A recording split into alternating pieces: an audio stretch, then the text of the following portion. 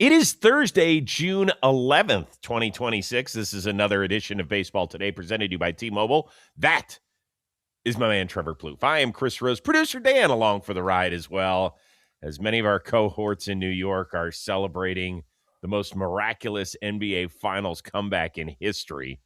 I know you're not the biggest NBA guy, but you had to have been watching that. I wasn't watching it live, but I did see the end of the game. Amazing. I wish I was watching it live. That's on me. All I That's can tell just you is that, that happened earlier in the playoffs against my Cavaliers, a 22-point lead with 7.5 minutes to go in game one at the Garden. And I was going through NBA PTSD last night. I was sitting there with Josh and Michelle. We're watching the game. I was like, oh, I cannot be watching this again. It was brutal. Do you want to know what I was watching instead? And actually, I don't know what this says about me. I was watching the end of the Royals-Rangers game. They went into No, that's a wonderful thing. I was switching back and forth. To be honest with you, I always have my computer open. So I was going back and How forth. did Jalen Brunson get that shot off when 8-foot Wemby's in his face? That was Not only that, it was the best miss in NBA history. I don't think anybody else is talking about that. That thing could have ricocheted anywhere. Instead, it goes straight up in the air, and OG has a chance to amazingly tap it in. It was beautiful. I mean, it was incredible. Really was great. But we're here to see it live. We're here to do a baseball show. And so we will start off with the tip of the cap. You mentioned the Royals. Our tip of the cap goes to our favorite Kansas City Royal, Vinny Pasquantino, and his beautiful bride, Ryan, who announced, yes, they are expecting this fall, which is absolutely wonderful. And if you have seen Vinny interact on any of our shows, particularly Rose Rotation over the years, you know that they already have a child, their dog Bear, who has been a huge part of their family. And so Bear actually broke the news as to the gender reveal. Now, it took Bear a while to get through that cake, but we eventually figured out that they are having a baby boy. So congratulations. And I love it. I was like, come on, Bear. Let's just take one big old chunk out of it. It took like 45 seconds to get through it. Yeah, let him savor that thing, man. He's not like you in a cake. I've seen you eat cake. It's true. Dude, No, I crushed 2 pieces at your birthday party. Yeah, I think I did too. I was a little sauced up. This is awesome. Love Vinny, love the Pascantinos. And there's just nothing better than having a child. Baby boy's great, baby girl's great. Doesn't matter which one, as long as they're healthy. Yeah. So yeah, I texted Vinny yesterday. I said, congratulations. I thought he was up there in the bottom of the ninth. I was like, okay, he's just gonna do it. This is the day to do it. Right. And I think it was Jacob Junis, nasty front hip them. Yeah. Better days ahead, Vinny. Congrats, Vinny P. We're very happy for you and Ryan, and baby to be named later. So that's awesome. You know, it was awesome. Baseball on Wednesday.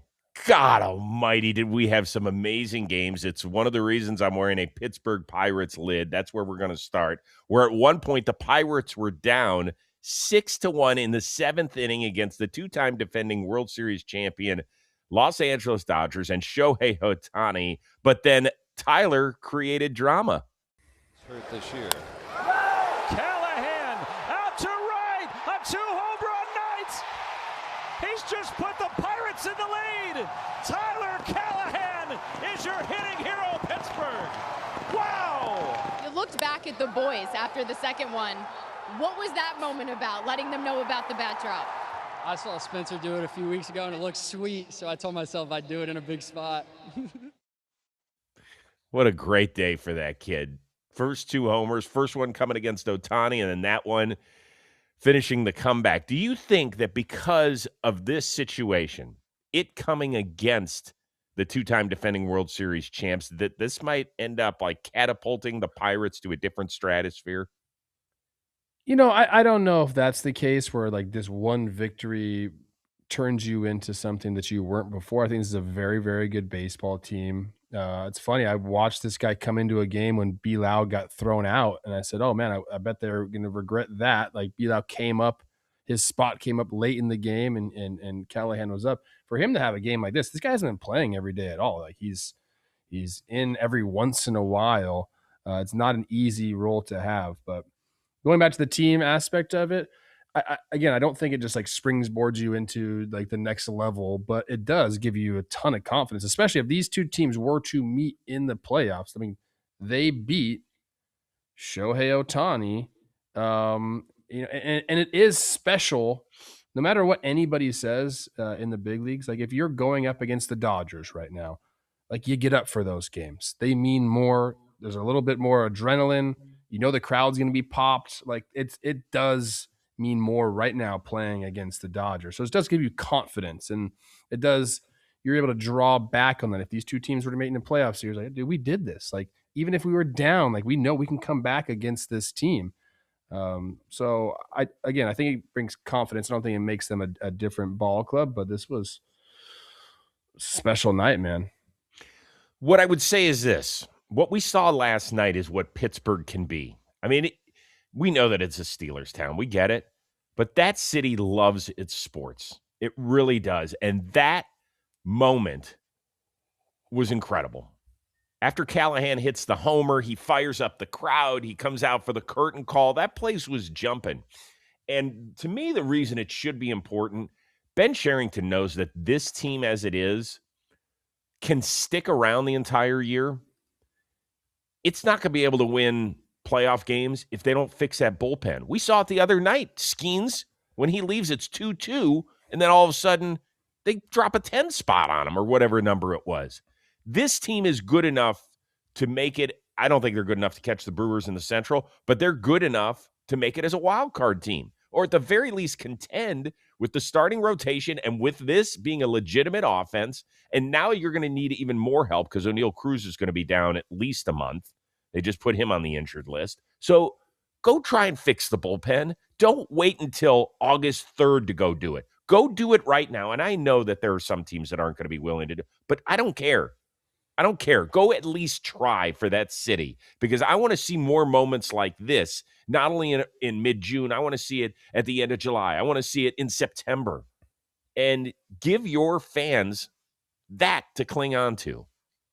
No, you're right. I mean, I came on the show and talked about this bullpen. I think there is stuff there. Like when I watched them through that series, when I watch them, from my house, like they have arms out there, but they're constantly walking people. They're falling behind in counts. Like you just can't do that as a bullpen. No free passes in my bullpen. Okay. Like you got to figure that out. So I do agree with you there. And this team in a short series, if Skeen's like we haven't really talked about, like hasn't looked like himself. It's not. They need him to kind of get back to that. If they want to like really be able to win a playoff series, like he has to be Paul Skeens. So I mean, there's that aspect. I expect him to be that. But I agree with bullpen. Two other things. One is about Callihan, and if the name sounds familiar, you're like, wait, Tyler Callihan. He's the kid that came up last year with the Cincinnati Reds, and in his fourth major league game made that ridiculous catch against the Braves, slamming into the left field wall and fracturing his forearm. It was as tough a watch. Oh, God, I can't. Yeah, he actually dropped the ball. Was that his fourth game or his first game? No, it was I believe it was his fourth big league game. And, it was horrible. I think it was an inside the park home run. It ended up being whatever it was. But, for him to battle back, and then he got traded in spring training, and I think the Reds just DFA'd the guy who they got for Callihan. So I'm happy that he had his moments and was able to inspire the crowd and the victory. And now I'm saying two other things. Number one, Spencer Horwitz who, by the way, should be an all-star, I think. His bat flip last night, I think I would kill somebody if I flipped it that way. He did that again? He did that against us. Yeah. That's a tough one, man. Like flipping it towards where did that one go? I think it went that way, over his shoulder. Okay, so when he did it against the Twins, it went like basically straight to the mound, that's a tough look. Where did that one? It's not even in the screen. Where did they go? I know. Then they didn't get a great. It does look cool. I'll give him that. Slightly disrespectful, but okay. Yeah. Well, it was on the follow through, so it was like all in one motion. It does. It looked cool. Again, I can admit that. The other thing is, I think that if Dalton Rushing challenges one of two pitches from Shohei Ohtani in a 6-1 game, I don't think we're even talking about the game today. This video is courtesy of Pitching Ninja, who put it together. Not so sure about that one, but Shohei, watch the next pitch. He wanted to grab his hat. He's like, no? Challenge? I think that they get out of that frame, certainly with that last one, right? I wonder why Shohei just didn't tap it. Like, if anybody's got the ability to do it, right? It's Shohei Ohtani. Yeah, is Dave Roberts going to be like, Shohei, what are you doing? Gosh, I wonder like who the last pitcher, like pitchers just basically universally now are not allowed to tap. Well, I saw it within the last week. I forget Did who you? it is. Okay, somebody's got the balls to do it. I like that. It's very, very rare. You better get it right, dude. Yeah. What was your favorite moment of last night's game or any part of that series? It was a really entertaining series, even though the game was not competitive the night before. Freddie Freeman, obviously, with hit number 2,500 was cool. And I think they finish up the series tonight.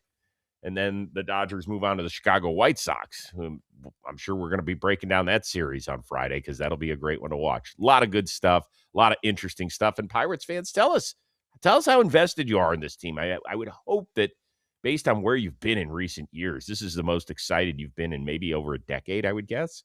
Let me know, though. Please, both of us know. This episode of Baseball Today, it's sponsored by SeatGeek. Covering baseball every day means June is nonstop, right?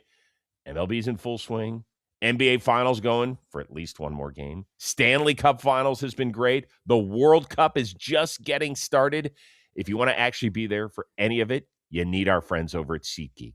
With over 35 million downloads, SeatGeek is the #1 rated ticketing app around. There's over 70,000 events across sports, concerts, festivals, MLB's official ticket marketplace. Every baseball ticket fully guaranteed and instantly fulfilled.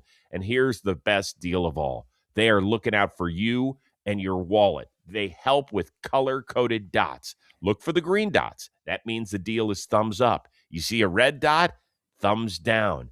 And you might see a red dot even behind the dugout at a baseball game. You say, wait a second, what in the world? How could that be a bad seat? The seat might not be bad, but the deal is not good. You're overpaying for that ticket. So SeatGeek is saying, hey, buddy, I'm looking out for you.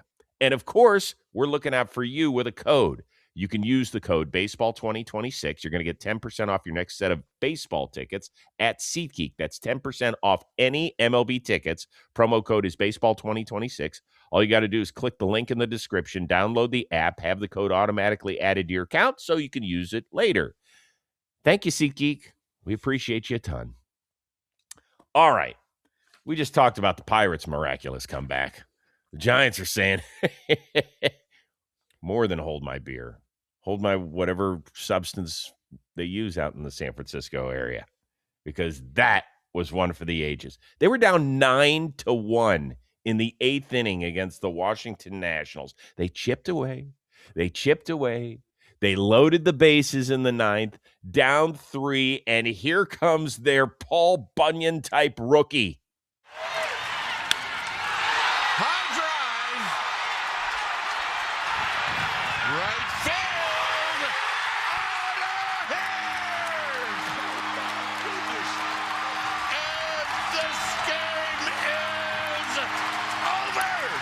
Think when you hear your youngest ever hit a walk-off grand slam of baseball series? Is that real? Well, yeah, I mean, that's the first I heard about that, obviously, but I'm trying to wipe my smile off my face and stay professional. I've dreamed and prayed about that, like life just being great at this game, and I've never seen like a life outside of baseball. Even from when I was 9 years old, I never envisioned myself like in an office or like doing anything other than like playing in the MLB. It's just cool that I'm here and I had like moments like this.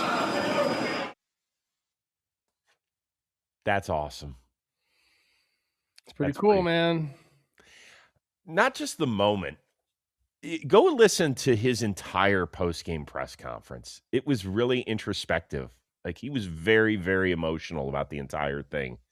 And look, he looks like he's 30. He's a kid. He is 21 years old. He is a behemoth. I stood next to him about 3 weeks ago. I couldn't believe how large he was. But I just love that. I mean, I think right now he was, especially in that moment, he was probably like outside of his body looking down, like, okay, like the perspective that he has right now is pretty cool. He's obviously feeling very grateful. You start to establish yourself, and it's not even establish yourself. It's like realize, oh, I actually can be like a really good big leaguer. Like when you get to that point, it is a shocking moment. You feel really fulfilled. You feel really grateful. Because it does happen. If you get to the big leagues and then you have that initial success and you feel like, oh, I actually belong here. It's a beautiful thing. I think that's what we were seeing with Bryce right there. It has been such a crappy first 2.5 months for this franchise. This is one moment that they will have, right? Just to give you a little perspective on some of the numbers. Teams in the last 20 major league seasons that trailed by 8 or more runs going into the 8th inning, it's happened 3,092 times. That is just the second time that a team has come back to win. My little plucky Indians did it back in 2009. The last time the Giants franchise did it was 1947. So in a year where nothing has gone right, and my God, you know what the sour Giants fan will say about yesterday? For God's sakes, if we have a bullpen, we are right in the middle of this thing because the number of games our bullpen has blown, and their offense has been great over the last month. The numbers have been like that is, we talked at the beginning of the year how bad Devers and Adames and Chapman have been. Well, that all turned around, and the rest of the guys contributed. And Bryce Eldridge is the main reason why, and that guy's got to be in the lineup every day. I don't care. It's pretty simple. Yeah, I mean, you look at some of the offensive outputs. They've had massive, massive games since May 1st. They've had big time offensive production. You mentioned Devers. I think he's sitting like 825 OPS, which is nice since May 1st. We know what Chapman's been doing. Jung-Hoo Lee's been going off as well. And you're right, Eldridge, at the beginning of the year was kind of playing more sporadically, which was interesting. I think he even came out and said something about it, if I remember correctly. Yeah, he said some frustration. He was surprised. He didn't say I was upset. He said I was surprised with how my playing time's been handled. Well, since it's May 25th, he's played every single game and rewarded the Giants with a 382, 470, 691, Chris, for the 1.1er. So, yeah, he probably should be playing every day, especially in an offense like that. Like, yeah, let's get this guy in there. Well done, genius. The other thing that game showed me, well, first of all, I'm so happy we got another Dwayne Kuiper call. For people that don't know, Kuiper has battled serious health issues over the last few years, and it has been, for both he and Mike Krukow, it has been a real battle. In fact, Krukow can't travel anymore, so there's games where Kuiper's on the road and Krukow's back in studio, and that has just been one of the wonderful baseball booths of all time. So the fact that they got to enjoy it together, I thought Krukow said, hey, if we come back, I'm taking my shirt off. Anybody? I don't think it happened. I think he owes us. Come on, Mike. You just love all the shirts. You're the Tops Off guy. I am the president of the Tarps Off campaign. You know me. Gosh, I saw a clip yesterday. It was Danny Wexelman, and she was on a podcast. Mm-hmm. And it was another woman. I know her name. I'm blanking on it right now. They were talking about, well, how can girls participate in the Tarps Off situation? Like, it's not fair. Like, everybody wants to do it, but what are they supposed to do? They were trying to figure out what the ladies can do instead. So I think we should help. I don't know. Obviously, you can't just take the tarps off, ladies. Love you. Yeah, no. Okay. But we got to figure something out for the girls. No, we don't. It's not our job. It's not the two of us, and we will be moving on. Now, if Danny... Why can't we help with that? Well, because it's gross. It makes it sound like we're creepy guys. No, I just said no tarps off, but we got to figure out something else that they can do to join in on the fun. I don't know what it is. Are you saying since it is World Cup time, the Brandy Chastain celebration where she took her jersey off, like that's to win obviously I guess you could do that. I was saying more like a towel or something. I don't know, dude. Wave a towel? Hats off? Hats off? I don't know. I'm not even going to ask for helping comments in the comments section. I think we should. Okay. We'll have to reach out to Danny and see if we can. Maybe she can come on the show and help us out with that. She was interested. She's just saying, like, I want to participate in this. It's a lot of fun. Got it. Yeah. Okay. Now that I feel totally uncomfortable. Why? Can I make one other point? Okay. You know how I just talked about to Ben Sherrington about go get yourself some bullpen help? Same thing for the Nationals. That is a legit playoff offense. That is legit. James Wood, by the way, who's the guest on Dugout Discussions, and I know, save it. It looks like he did it in a sauna. His phone was all screwed up. But ever since he came on, he continues to kill it. I can't take credit for the first 9 weeks of the season, but for the last week, we'll take credit for it. So he gets them on the board early. They mash. They can run. They've got athletes. Get them more arms so they can stick around the entire season. I think they're only a game out of the wild card chase right now, but let's get them some help. That management team has done remarkable things. They went from one of baseball's most unwatchable franchises to, because of their offense, one of their more watchable teams. But let's get them some more help. I feel like you either have the best bullpen in the league or the worst bullpen in the league. There's no in between. Like, what's going on with that? I know, like, we're really promoting stuff at this time in the game. Like, it's like, hey, we need velo. We need, now guys are trying to throw as many freaking pitches as possible, even in the bullpen. They're trying to have stuff that neutralizes both righties and lefties, which is great. And they're trying to learn new pitches all the time. I think it's really attributed to a bunch of these bullpens having guys not super confident in the stuff that they're throwing up there. And we're seeing, I don't know. I mean, maybe I'm wrong, but I feel like we're seeing more walks out of bullpens than ever. It does feel that way. I don't know if it's just because we're paying more attention to it. I don't know what it is. Well, when you hunt swing and miss, you're going to be out of the zone more. That's fair. So, I mean, I don't know. There's also, Trev, there's also so many guys that have arm injuries that we're relying on younger and younger guys who might have velocity, but don't know how to get themselves out of tough situations. It feels like there's new guys in every bullpen every week. I just have no tolerance for walks, Chris. I haven't seen this much. I remember sitting out there during baseball games sometimes and being like, put me on the hill. I will not walk people. I can throw strikes. I just never, man. I'm like, you're a major league pitcher. Stop walking people. Yeah, you're right. You're right. Crespi High's best. All right, let's move it on. You looking for more heroics? We just have to head down the California coast all the way to San Diego. He did it? Nando to left. Bidet going back. It is gone! Up over the fence on a line. Nando walks it off. Fernando, you hit the home run on the road trip. You get your second here today. Do you feel like the power's starting to come a little bit? Yeah, it's going to come. I have no doubt, obviously. We wanted to came sooner rather than later, but God has his plans, and we're just sticking to our work and, finding a way how to play good baseball there. He got the memo about tarps off. He's always, I mean, dude, if you look like that, wouldn't you be? He's always like, what is he, scuba diving in the off season or free diving, whatever it is? I look like this and I still take my shirt off. If I look like that, I would never wear a shirt. I love tarps off for me as well. It's summertime now, Chris. We're about to be in it every single day. Also, I brought up free diving or scuba diving, whatever the hell it is. I watched My Octopus Teacher. You watched that movie yet? No.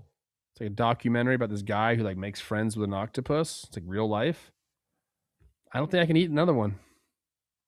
I don't think I can eat an octopus anymore. It used to be one of my favorite like appetizer dishes, and I don't think I can do it anymore. Really? Yeah. Well, wait till you watch the movie about the guy who makes friends with a herd of cows.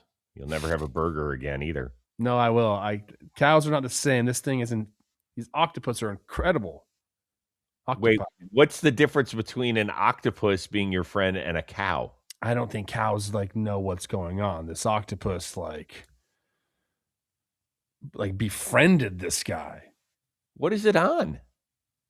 I think I watched it on Netflix. No free ads. So now I have to watch a movie about an octopus? No, not really. Because I think it'll ruin if you like a little octopus with some chorizo and potatoes. You'll ruin it for you. I'll have no problem with that. I'm not an octopus. That's side tangent. My bad. It's okay. I appreciate it. You want to talk about Nando now? Octopus is on the viewing menu. There we go, Nando. Is this going to unlock his power source? Is this the day that we turn around and say, yes, on June 10th, the year turned around for that guy?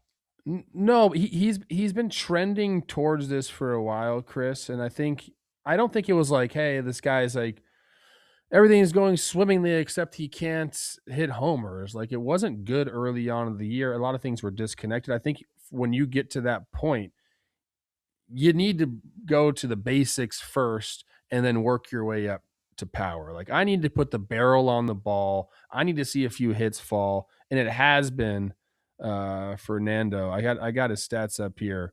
It was what is that? May 19th. So last 20 games, Chris. Mm-hmm. 383, 438, 506. Now 31 hits, only 6 extra base hits, but 7 walks, 12 strikeouts. Like, great ratio right there. This is when you're like, okay, he's starting to feel good at the plate. We're seeing the barrel to the ball. We're putting it there. Eventually, when you get to this point, things do start to happen. So I don't think it's this in particular. I think it's kind of already worked its way up. It wouldn't surprise me, Chris, if we did see a little home run right here with Nano, just because I know he's seeing the ball well. Okay, if I set the over-under this year at 19.5 homers. He's got 2 right now. Yes, he does. Right? That's 2. So we're talking another 18. 3.5 months. Yeah. Can he hit 18? Yeah, I take the over on that. Really? I don't think I will. Do you know? I'll take. He's got to hit 20 homers this year. Yeah. I'll take the over on that. How many times has he at the end of a day? So that includes day 1 of the season. He's never hit under 20 homers. I know. I'm going somewhere else, though, with this. It's all connected. Okay. How many days this year has he had an OPS over 700? So that includes from the first day of the season. When was the last day he had it? Oh, I mean, he doesn't have it right now, so maybe it's after game 2 or something like that, right? No games this year. Never? Yeah. None. Dude, I just told you what he's been doing lately. I know, but it hasn't translated to ball over wall. It has not. But again, it doesn't.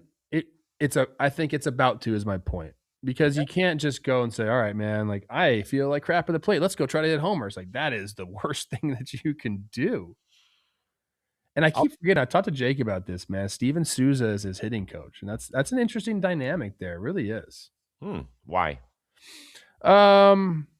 Because I feel like Souza is kind of in the middle of not a drive line, really analytical hitting coach.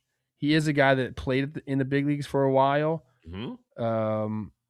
But I don't know if, like, he's like so young that I feel like there isn't like, oh, this guy, like, I respect him as like an elder type situation going on right now. So it feels probably like more like a teammate being your hitting coach. I think that's an adjustment for guys, especially like Manny Machado. I feel like it's probably the same thing for him. It's like, dude, I played against you this whole time.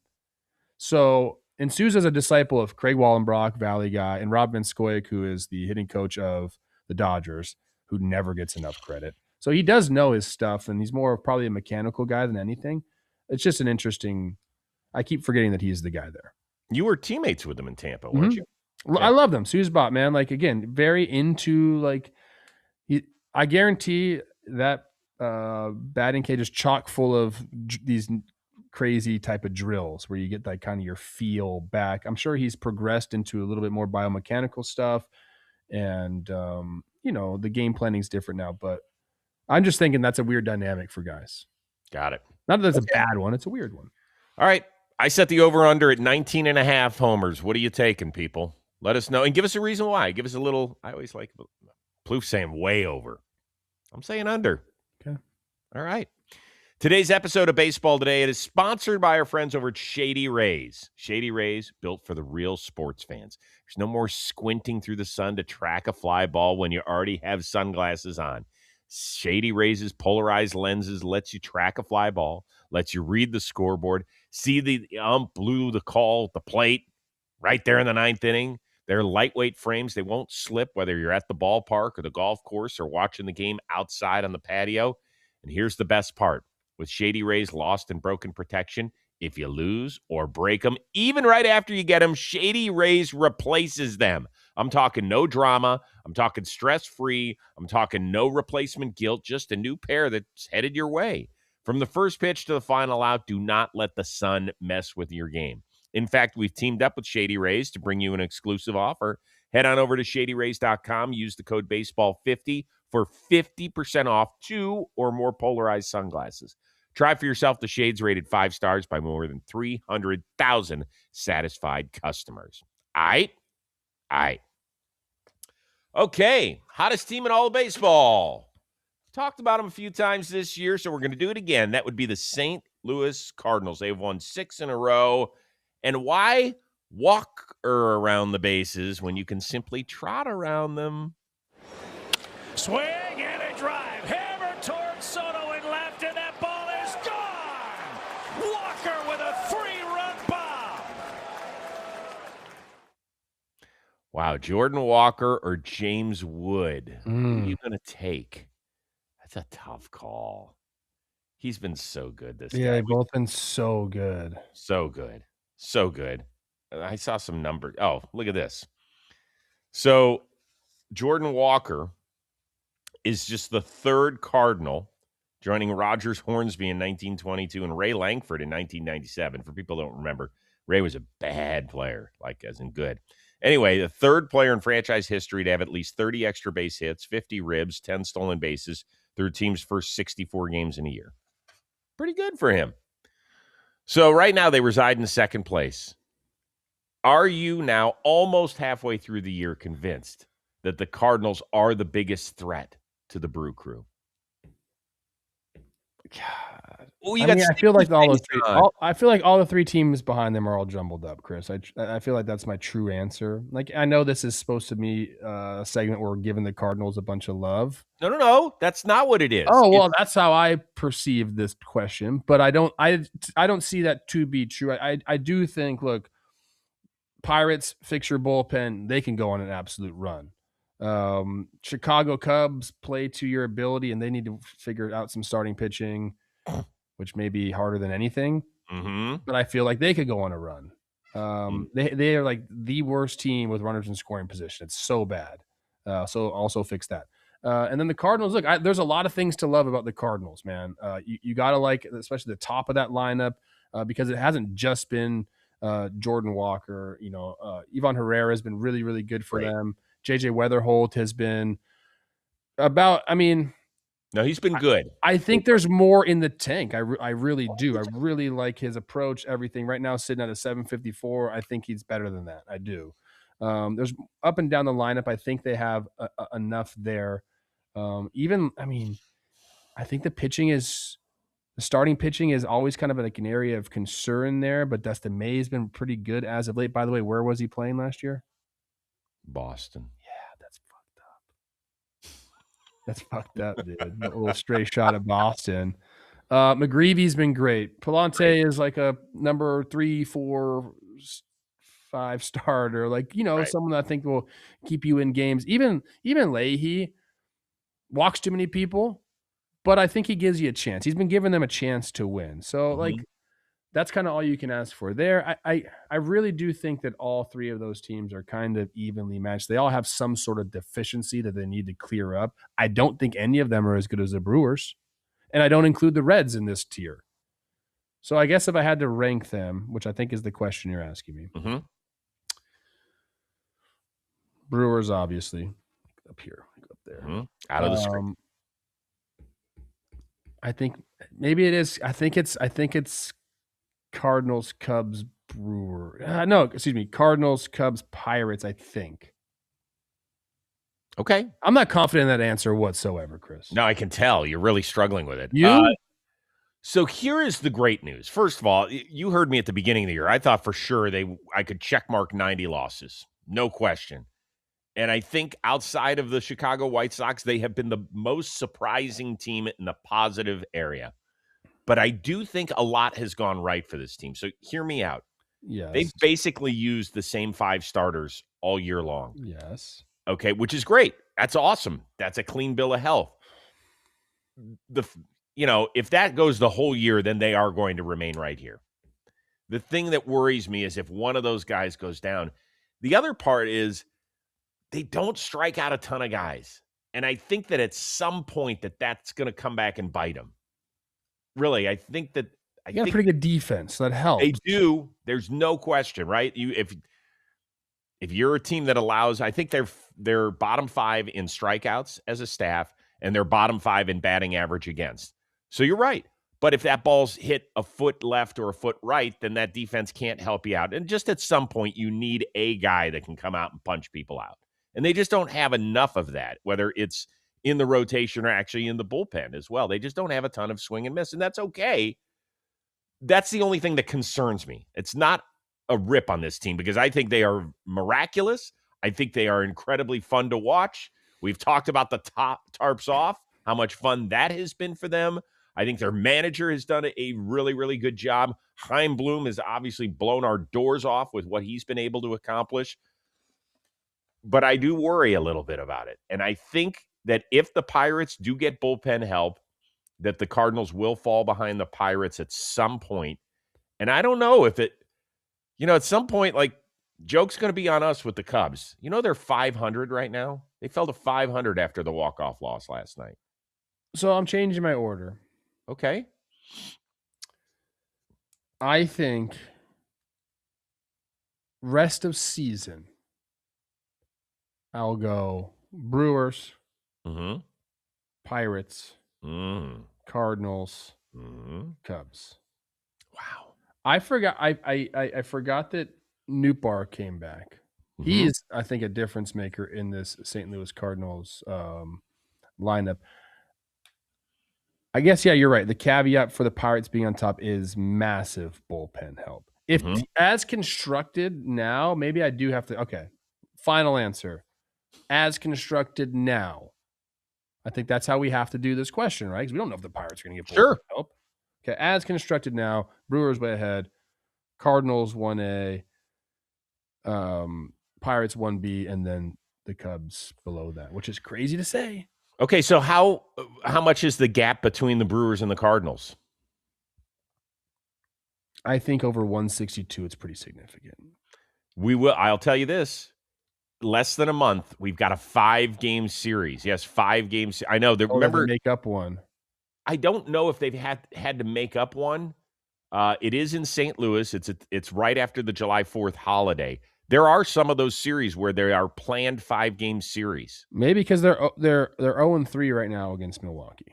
Yeah. So I don't think it's a makeup. I think that was on the schedule.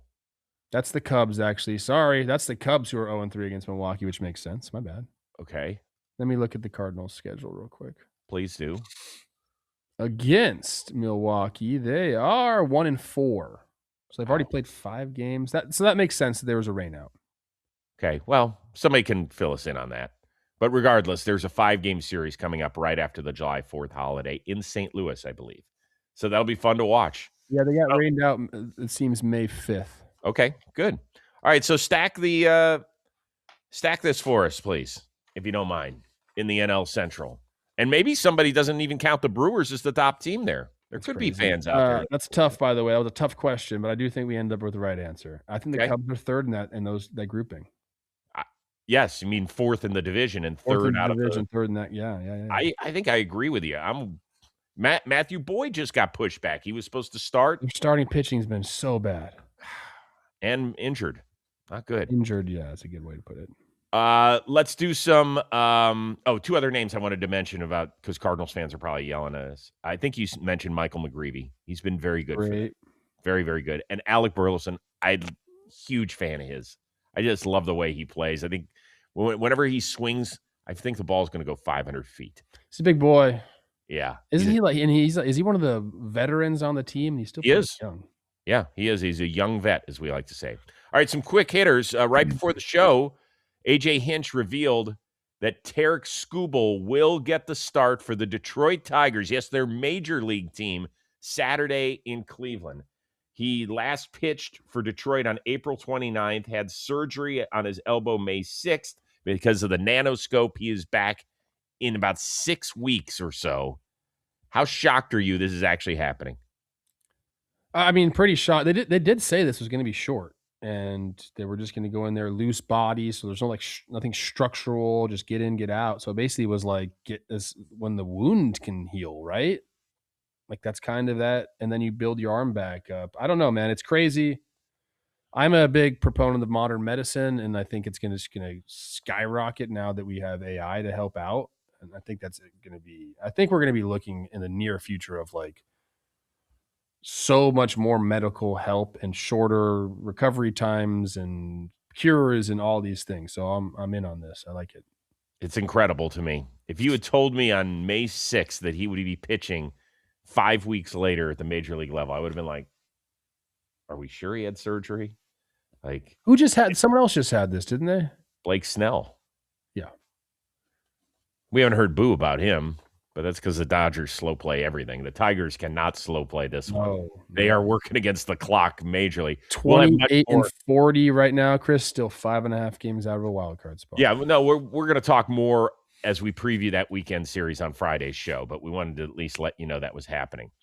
In the meantime, a multiple Cy Young Award winner, just like Tarik Skubal, reached another big milestone on Wednesday. That is strike three called, and Schwarber knew it. And for Max Scherzer, that is a milestone strikeout as well, one he has been waiting for a while. Congratulations to Max, becoming the 11th pitcher in Major League history with 3,500 strikeouts. Congrats to Max. Did that overshadow his rough night on the mound? And it's been a rough season for him. Yeah, I mean, dude, what this guy's accomplished in this game, you have to always remember the back of his baseball card. And this is this is a great time to remind people, because sometimes, past generation, my generation, oh, you guys didn't face good pitching like we face these days. Bullshit, dude. I faced that guy a ton. You have no idea. 3,500 strikeouts is insane, Chris. Dan, let's find out how many of those belong to Mr. Plouffe, please. One for 17. I'm guessing at least 7 or 8 Ks. Wow, 1 for 17 against Max? Yeah, dude. He's filthy. I know for him. I'm not. Do you have how many strikeouts, Dan? Because he just confirmed the 1 for 17 in 20 plate appearances. So you walked a couple times. That's good. Okay. His ERA is over 10, and I'm worried that when some of that pitching staff gets healthy, that I'm worried. But I won't let that dampen what was a really special night. You need to worry about Max Scherzer. I think. I'm not. I mean, you know what I'm saying. Career earnings. Oh God! I'm gonna get it up. Hold on. I'm not gonna look. All right, so he signed for $214. I want to say. Oh wow! Nationals. So he's played. This is 19 years. Yeah. So then he signed a big deal with the Mets. I want to say this is my guess right now, 385.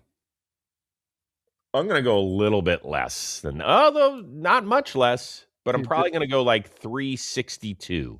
From 13 to 19, Cy Young 1, 5, 5, 1, 1, 2, 3. Off year in 2021. No, excuse me, 2021, 3. Jesus. Career earnings. I said 362. 362. I said 385. $369 million. Yeah. Okay. Golly, dude. Yeah. I mean, I felt like I was a big winner. I think Max is the big winner. You know who's made more than that, or is going to, with his contract that's still going? Xander Bogaerts. Oh, yeah. He's in good shape. It's like 380, 385, something like that. So do you want to know what your numbers were against Verlander, who's working his way back? Yeah, I mean, it's not great. I know that. Against Verlander, 8 for 37, so it's 216 average. Yeah, it's just and no hard hits. Just Is that 10 strikeouts against Verlander, or is that 10 strikeouts against Scherzer, Dan? Yeah, Okay, you 10 know what, strikeouts. guys? Let's stop talking about that. Why don't Why? we look at my Listen, stats man. against Francisco Liriano or somebody like that? Enough. Look, we get it. They're in Cooperstown. You're going to be able to take Teddy and Isla there and say, I played against those guys. And then when they ask, well, how did you do? You say, let me show you some other people over here. Yeah. That's what you do. Yeah. Okay. Garrett Crochet said his lat injury is, quote, a lot worse than first thought. He has no idea when he's going to throw again. How big a deal is this? It's terrible for the Red Sox. Obviously, the season they're having just continues to get worse and worse. I'm throwing, haymakers at them when they're not even part of the discussion. What makes this even worse is that they asked Chad Tracy and Craig Breslow, and they both said he's doing fine. Right. What? Well, This communication or lack thereof is wild, Chris. They should come back to them again and say, well, hold on. You said it's not a big deal. And Crochet said, so are you lying, or is there a lack of communication here? Because those are the only two answers, and neither of them are great. In fact, I would rather hear them admit that they were lying to protect the player than to say, yeah, there's a lack of communication, because that would drive me nuts if I were a Red Sox fan. Oh, man. Red Sox fans are down bad. With a roster I thought was going to be pretty good, and it's just Same here, man. Same here. It's been a joke. And by the way, did you see what happened yesterday against Drew Rasmussen, who's been great, by the way? 13 strikeouts and 7+ shutout innings yesterday. The first three hitters in the Red Sox order all struck out 3 times in their first 3 at-bats. They were the first team since 1901 to have that happen. Yeah, they got swept by the Rays. Yeah. Wow. Who weren't playing good baseball when that series started. Okay. White Sox, they beat the Braves 2-1 to take over first place in the American League Central for the first time in 4 years. Good for the White Sox. We talked a ton about them in yesterday's show. The bigger news for Atlanta wasn't the loss, but that Ronald Acuna placed on the injured list with a bad hammy. It's the same one that cost him time earlier this year. How big a concern is that moving forward? They've put together a sizable lead. I think it's a hammy to me. It just needs rest. Obviously, it's a concern when one of your best players is out, and he's been playing really well lately. So, I mean, yeah, level of concern pretty high, but it's just a month max. You'll be okay.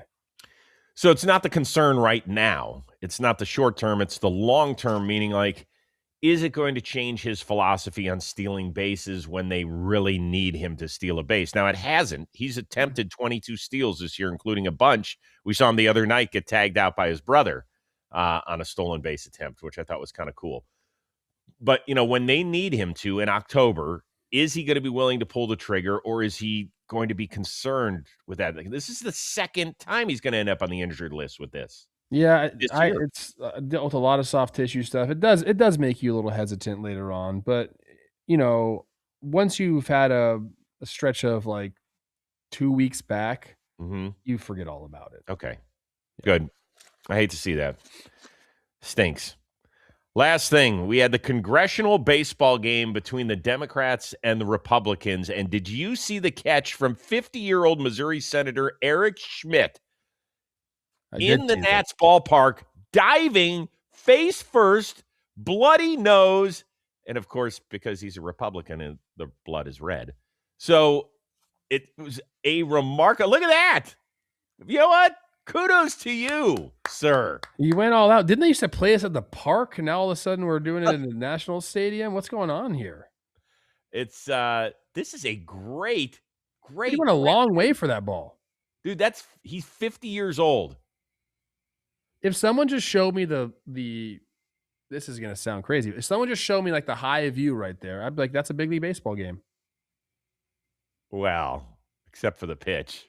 Well, no, just that view of it. I'd be like, that's an older, slugger out there in left field, and he went and got that ball. Pretty good, man. That's like a legit catch. It was a legit catch. How do you think he's doing on Capitol Hill today? Walking in, I think he's peacocking. Yes. He's got the big bandage on the beak. Yeah. Once again, this is not political. This has nothing to do with politics, but it was awesome. It was a great catch. It's a great catch. I mean, I saw some other highlights from that game. Not so great. A lot of sloppy baseball being played out there. You know what I would love is if a game like that could actually not make them see eye to eye, because that will never happen. But for goodness sakes, like, realize those are all human beings, no matter what you believe in.